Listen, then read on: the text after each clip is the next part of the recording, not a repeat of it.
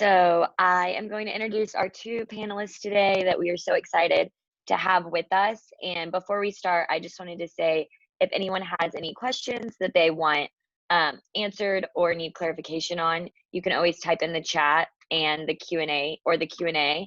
And if we can't get to them right away, we will have a period of time at the end for those questions. So, I'm going to go ahead and introduce our first panelist, which is Stephanie Matthews, and she is an operations and strategic communications consultant based in Little Rock, Arkansas. She's also the amazing co-founder and campaign director for Save 10, which is why we're here today. That is a movement to empower and equip Arkansas women to save for their future selves. Previously, she was the vice president of communications for a fintech company, served as the director of the Bank on Arkansas Plus initiative for the Asset Funders Network, where she first met and worked with Alden, our other panelists, and she led communications for a national trade association in Washington, D.C. She's passionate about helping women take control of their finances so they can achieve their goals. And then we have Alden Napier, who has served as the executive director of the nonprofit Credit Counseling of Arkansas since January of 2017.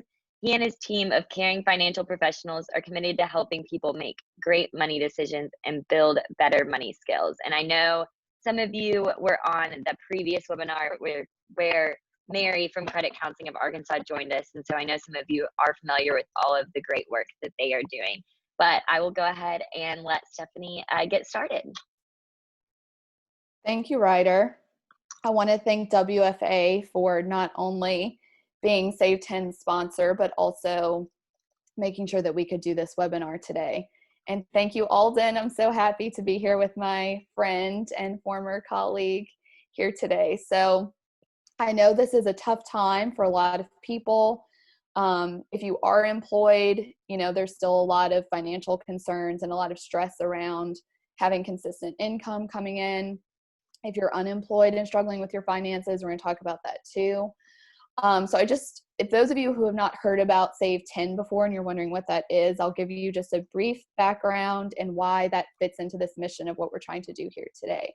So, as Ryder mentioned, Save 10 is an initiative to get women to save for their future selves. We would love for men to do this too. We just happen to have a captive audience of women, and that's our target audience, but all of the financial resources and advice that we give apply to men as well. So part of saving for our future selves, we believe, is having a strong retirement account that we do not touch until we need it. And so to make sure we have that buffer in case we do have an emergency over the course of our lifetime and we don't want to tap into that retirement account, we're big on helping people set up emergency funds. That's something we feel like it's very important, and it's the thing that we're going to talk about most today. And then part of paying our future selves is also making sure that we've paid off our debt.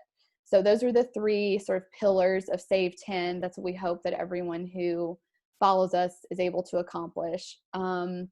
So as far as emergency funds go, I know it's, like I said, it's a crazy time. Many of us have had to tap into emergency funds. My husband and I are both small business owners.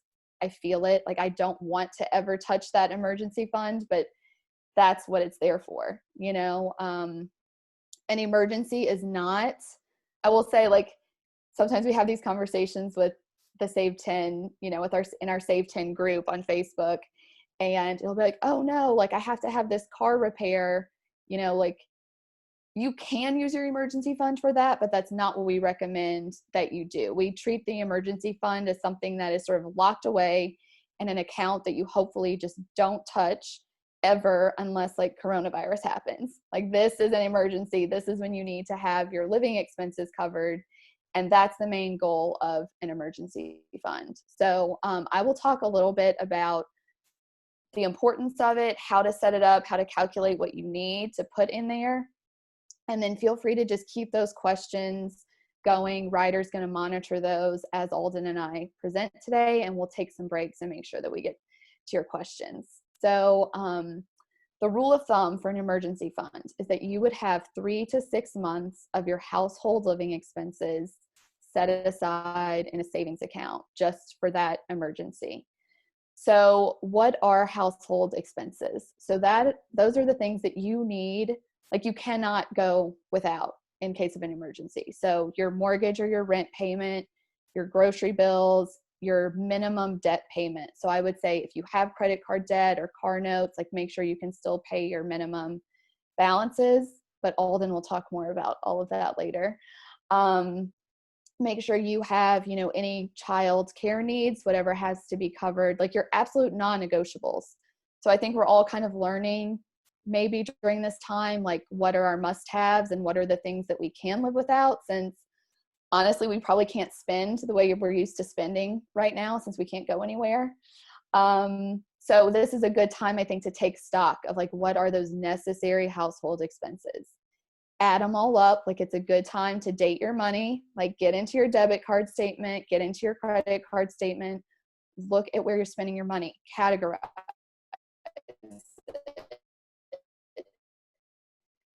Like to me, that is the scariest part in finance, in terms with what's actually going on. Like where's your money going? So we want to make sure that you're paying yourself first, which means you need to figure out who else you're paying, who's getting all of your money, categorize it, figure out what are the most important expenses that you're not going to be able to do without under any circumstance.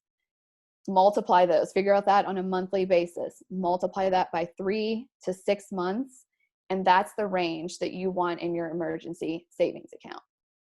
Now, just like our retirement account, which once we set it up, we don't want to touch it until we retire, the emergency fund is also like one of those funds that it's like just, it's behind a locked, like it's behind bars. We're not letting it out until we absolutely have exhausted our other options without going into debt. Okay. So the emergency fund, I would suggest, to me, like this is what we recommend doing. This is what I do in our house. We just set a monthly amount that is auto transferred directly from our checking account into a separate savings account that's called emergencies. So we have our set monthly amount that goes there, or you can do it per paycheck. Sometimes your employer will let you, if you give them the account number, they will auto draft that for you right out of your paycheck so you never see it. That is the best way to do it. But if you're self-employed, if you have to manage all of the finances on your own, set up that auto draft every month from your checking account to your savings account. It might be $25, it might be $100. Just figure out what it's going to take per month so you can get to that 3 to 6 month range that you need. And then don't touch it. That is the biggest lesson I hope we take away from today. Like, unless coronavirus happens again, we're not touching emergency funds. Or if you need to leave a toxic, job or relationship, like you have that. That is your fund that allows you to live without consistent income for 3 to 6 months. That is the goal. I recommend, and Save 10 recommends, that you put that money in a savings account that maybe isn't even linked to your home bank.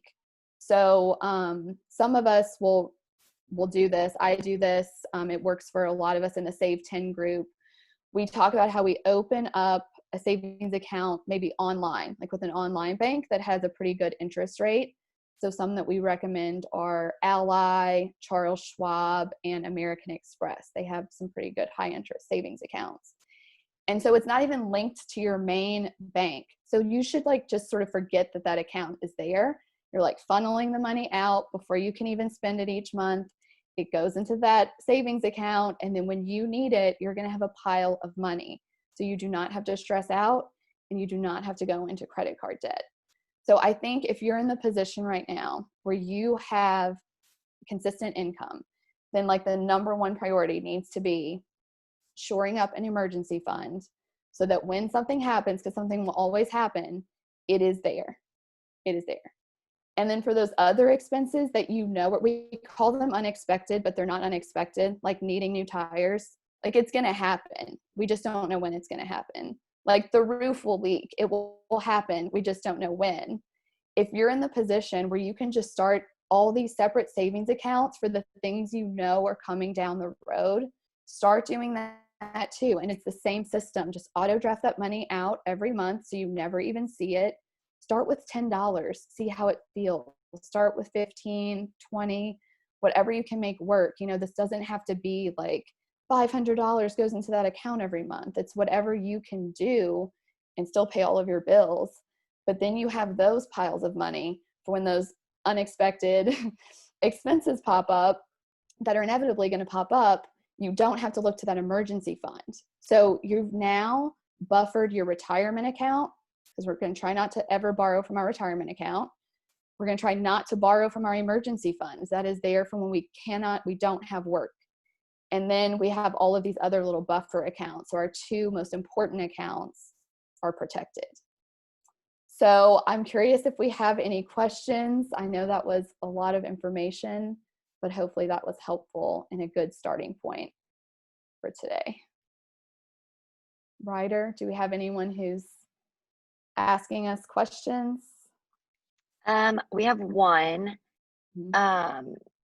They said Ally, Amex, and question mark, good interest rate online banks to start. Oh, Charles Schwab was the third one I had suggested. Okay. Yeah.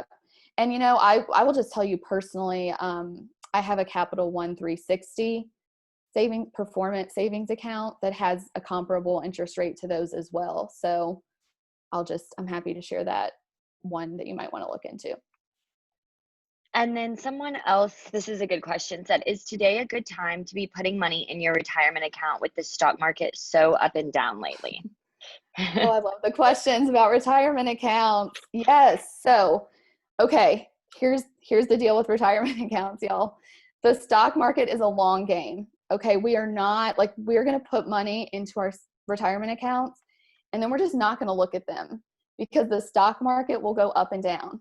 And when it's down, it's very scary. I made the mistake of looking at my retirement account 2 weeks ago or 3 weeks ago, whenever it was bad and the time you were not supposed to do that. I did it. It's not fun. It's not a good feeling. So just don't do it, because you don't need to. The stock market always rebounds. Okay. Like it sure has had some dips, but like it will come back. We have to have faith in the system. I mean, I don't think any financial professional would tell you that like they think the stock market is like going away. It's going to come back. Just let the money ride. That's what it's there to do. You're there to just let your money grow for, hopefully decades, so that when you retire, you have more than you have been putting in. So I would say right now, if you have the ability to bump up how much you're putting into your savings for retirement, do it. Like the sooner you get your money into the market, the more time it has to grow. You benefit from compound interest. It's a powerful thing. So think of it as a long game. Put the money in, don't touch it, up your contributions as often as you can, and you can retire maybe even earlier than you thought you could. So you are just setting all that money aside for your future self. You want him or her to not have to go to work one day. So put it in there, set it and forget it. If your company has one, like if you're with an employer, this is easy. Like they do all the work for you. You just tell them how much more you want to contribute, and they put it in there. So you don't even have to think about it. It's a beautiful thing. If you can do that, go for it. And then we have one more. It says, I'm a 57-year-old single mom with an incoming freshman to college. Should I help him with his college expenses this first year and then start saving for myself? Okay. So Alden, I would love for you to jump in on this one too. I'm happy to share my perspective. This is a very personal question. So, just know that I'm giving you the best advice that I think I have for this. I am just a big believer in the whole, the oxygen mask on the airplane analogy. You cannot help someone else if you do not have your oxygen mask on. I think you have to make sure that you have a buffer for yourself. When something happens, you're not having to go into debt because you helped someone else out. I think that is like true, like self-love and self-care, and it allows you to love other people better, So I think you have to make sure that you are taking care of you, that you're secure, that your security is there, and that you can do whatever you can for your child. I mean, I'm all about that, but not at the expense of you knowing that you can cover anything that comes up that's going to be difficult for you to handle. Yeah, I would just affirm that. I think the oxygen mask analogy is spot on, because you've got to be able to take care of yourself before you can care for others. I think we see in our agency consistently multi-generational homes coming together. So you have parents who are coming to live with children, you have children who are coming back to live with parents, and in some cases you have families who have 3 generations under one roof relying on one income stream. And so to be an anchor, to be a long-term resource to your family, you've got to plan for your own financial well-being. So prioritizing that first is critical, I think, and I would affirm what, the advice that Stephanie gave. That's a great question. Thank you for being brave enough and asking it. And I don't see any more right now, Stephanie. So, okay, great. So Alden is going to lead us into some advice on what to do if you have found yourself unemployed or with a loss of income during this time, and how to weather that storm. So I'm going to turn this over to Alden, and we can answer more questions at the end. Thanks, Stephanie. So presently in Arkansas, we're seeing about 10% women, women people are experiencing unemployment, and that is a historic high for our state. It's been a very challenging season. I found myself a number of years ago, after working for a successful construction company as a project manager, shifting to what I will call the startup hopping mode. And over the course of about 5 years, jumped to 3 different jobs because of the startup mode being so volatile, right? So I was at a sports camp helping them start, and jumped to a media company that failed, and then jumped to a startup web design firm. And in each circumstance found myself between jobs. Not that my prospects weren't good, but it was a little scary to be without income over a period of between a month and 3 months at a time. And my wife and I, Heather handled it much better than I did emotionally, but we didn't handle it in the best ways. And we learned a whole lot through those challenges. So now that I'm at Credit Counseling of Arkansas, seeing these stories come in, I think I have a little bit more empathy for the relational challenges that presents, the emotional challenges that going without a job present. And so getting tactical, kind of getting into the nitty gritty, as Stephanie was saying, and doing the hard work really does pay dividends emotionally, relationally.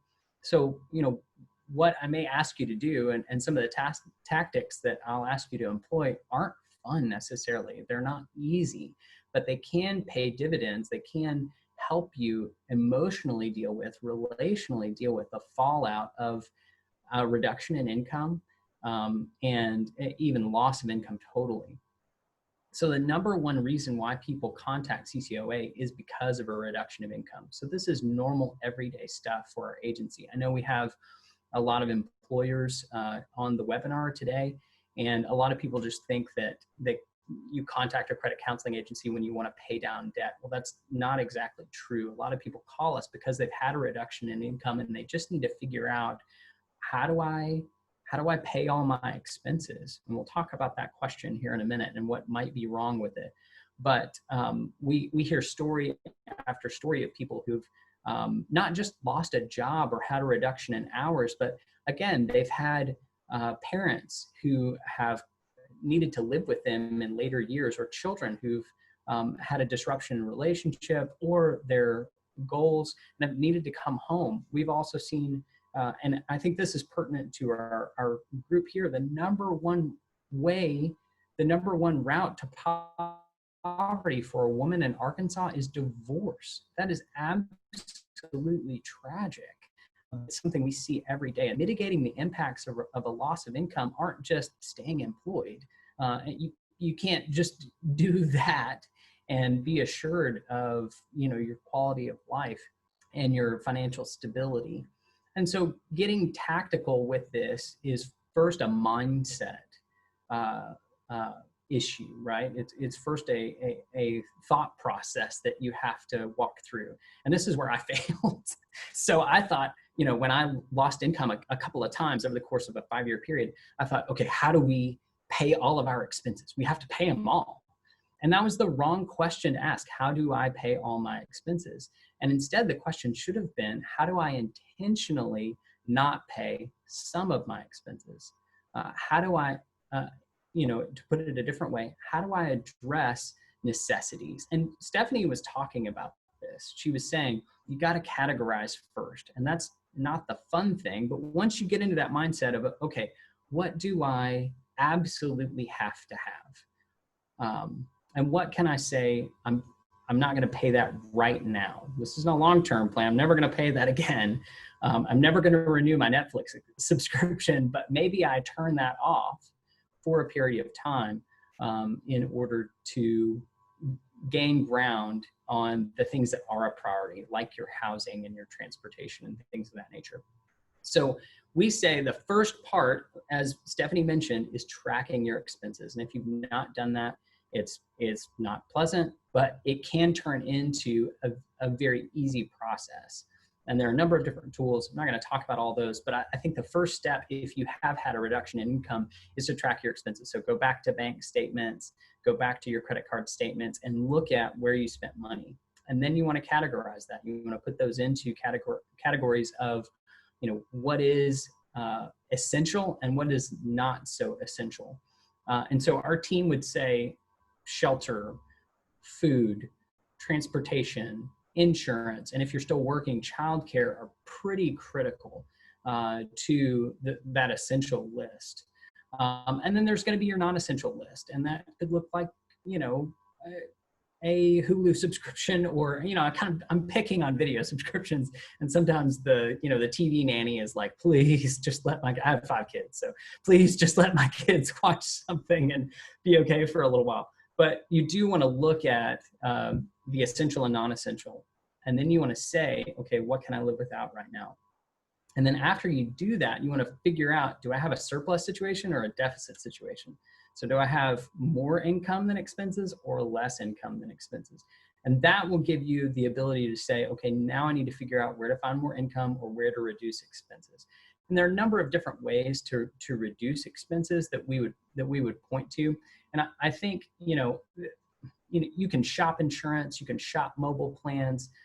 You can definitely look around at overdraft fees if there's difficulty around paying bills on time and kind of getting organized there and having a cash flow budget.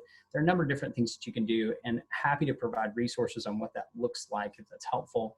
And then there's the other side of that, not just reducing expenses, but also finding income streams. So when Heather and I were walking through that season where we weren't employed, we sold some stuff and to sell my 2 Old Town canoes. But it was a necessity to get that cash out of those things that we didn't necessarily need. So we jumped on Craigslist, posted them on there, and I had some cash that gave me some peace of mind. So that was definitely a big deal for us. We would say also, as a part of increasing your available cash, sometimes that means utilizing credit. And that's not something we want to do. I think, Stephanie's pointing to definitely use the emergency fund for peace of mind and plan ahead so that you have that to draw from. But if you don't, figure out how to use credit wisely. And if, some basics around that are definitely look at the interest rate, look at the terms, go with a larger bank, not a predatory lender who's charging you a significant amount of interest on significant being over 20% interest rates on a particular loan. So do that wisely. And then leverage those cash infusions that you have, like a stimulus check, the economic impact payment, leverage your tax refund and things like that, your employer bonus, things like that, so that you have that emergency fund or that cushion, or you're utilizing those over time as opposed to just utilizing those in one fell swoop with a single purchase. A lot of people ask, should I pay my credit cards during that time? And I think this is a really important question to address in the current season. Should I pay my mortgage?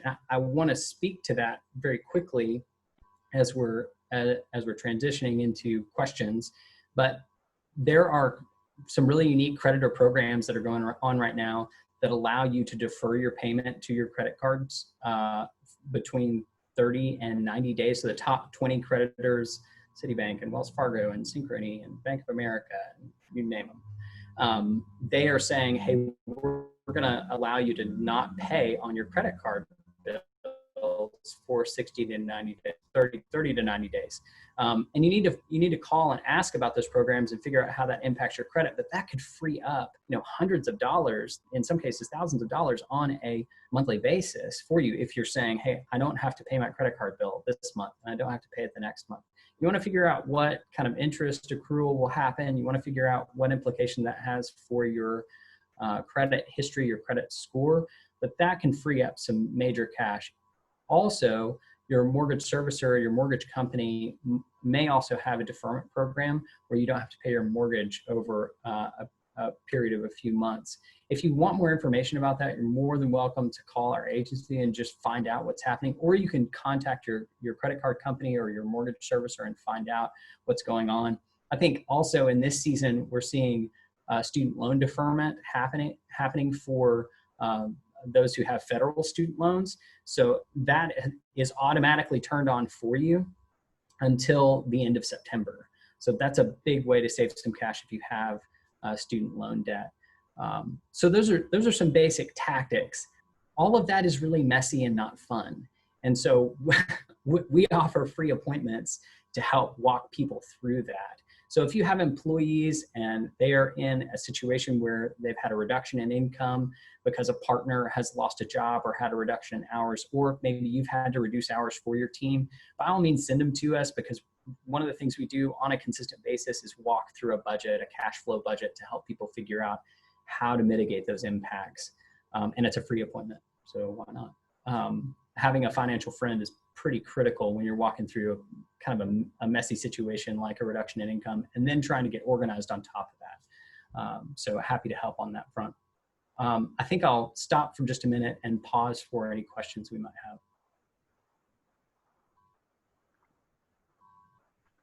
I don't see any right now, Alden, but let me check on Facebook as well, because we're live there and sometimes we get some questions.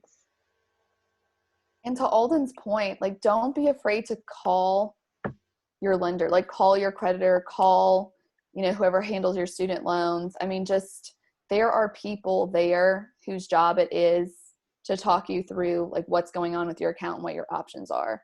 And then of course, like, lean on CCOA, like lean on options, that are free. I mean, that's the most beautiful thing, like to have someone coach you through all this financial stuff, which can be a little bit overwhelming. Just know that you have resources and all questions are good questions. You don't need to know everything about terminology. So, I mean, just pick up the phone, like set aside some time. I think like Alden said, the peace of mind that you get from just at least knowing what's going on with these things is really invaluable. Absolutely. And I think, it's important for those viewing to know that we are conducting phone appointments. We've been doing phone appointments for about 20 years, and we have online appointments as well for people just to do an email correspondence with us to walk through basic financial questions. We provide those in English, Spanish, and Marshallese. So. And we had a question come in that says, do you guys see any internet service providers or programs that can make that more affordable for families in Arkansas? That is a great question. I will have to follow up on that one. I know that there have been some deferment programs that have happened here in Northwest Arkansas where I live, in particular with Ozarks to Go. I know that AT&T and Cox have also allowed some deferment programs to happen, or at least some limitations around when you have to pay to be extended based on income. So I think one of the most important things to do would be what Stephanie said, and call and ask what is available to me. I'm having trouble making my payments right now. Is there anything available? I do know that those 3 companies have, at least over the last quarter, allowed for some delays in payment, so that you don't have to pay fees if you're late a month or 2. But I would say give them a call and ask. Stephanie, I don't know if you have any suggestions on that front. No, that's all good advice. And I mean, I think for anyone who is struggling to have access to internet, which we know is an issue across a lot of rural counties in Arkansas, I would say like even call the local libraries. There are a lot of service like providers that are like non-traditional internet providers that are kind of working on like getting community access to internet so that they can take care of the things they need to. So yeah, I'm sorry I don't have more helpful information, but I would just say lean on the resources that you have, and yeah, pick up the phone.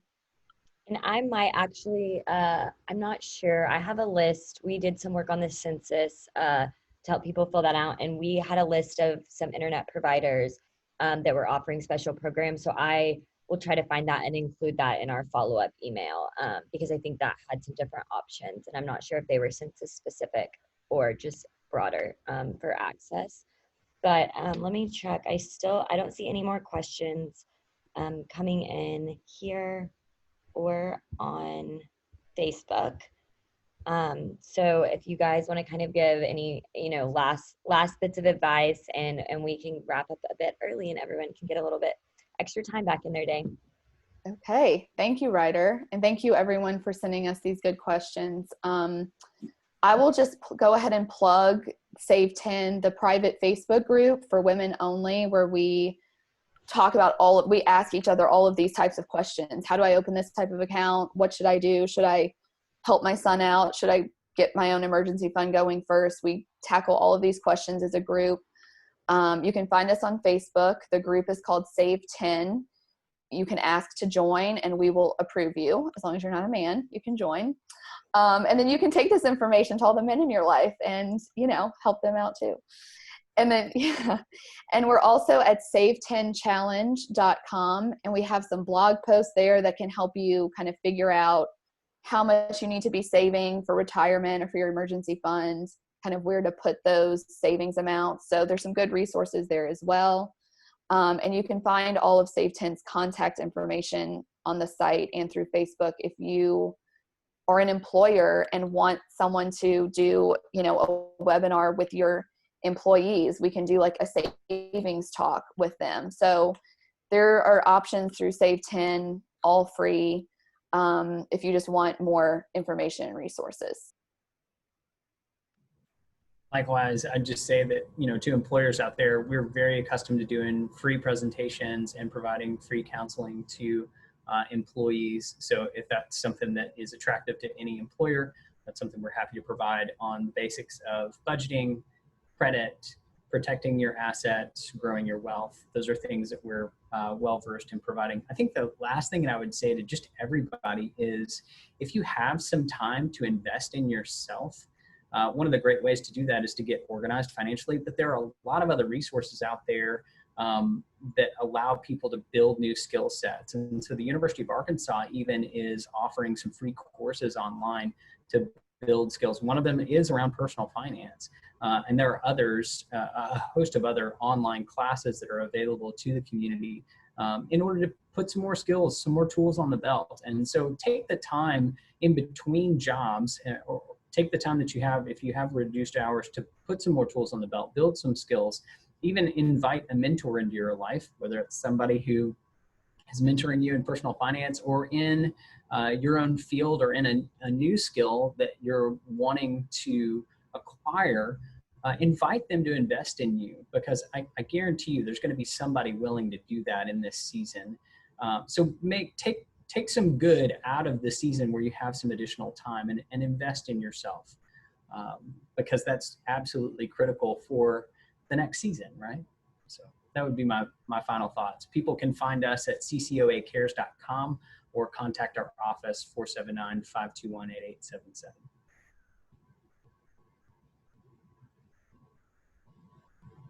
muted. I'll make sure to send out all of the Save 10 website, all of that information, all of CCOA's information in a follow-up email with the recording of this webinar, because I know some people might have had to get off early or registered and couldn't attend. But we did have one last question come in about applying for unemployment as a 1099 contractor who is experiencing up and downs in the amount of work. Should they wait until they've paid themselves PPP money? Yeah, that's a great question. So if you have been awarded a Paycheck Protection Program loan from the SBA, I would delay until after you've paid yourself out of that to apply for unemployment. That would be my suggestion, just so that the accounting is very clean there, and you have no questions. Because I'm assuming that the individual who's asking this would want that Paycheck Protection Program loan from the SBA forgiven. So you don't want to show two income streams during that season. You want to show one at a time. So it'll be critical to use the Paycheck Protection Program cash that's available to you first, and then, forgive it. Yes, we want it forgiven. Use that first and don't have an additional income stream associated with your finances, and then afterwards apply for unemployment. But we hope that you're working. That's what we hope, that you don't have to apply for unemployment. So we hope that you don't have to do that. We hope that you're able to get through the season, and our thoughts and prayers are with you. Well, thank you, Stephanie and Alden, so much for being here today. Attendees, thank you for joining, and be on the lookout for an email in the next day or so with all of the information I talked about earlier. But in the meantime, like Stephanie said, you can join us in the Save 10 Facebook group with more questions. And I'll make sure that you have everyone's contact information if you want to utilize some of these resources that we talked about today. Bye, y'all. Thank you, Ryder. Thanks so much, Ryder. Alden. Thanks, Stephanie.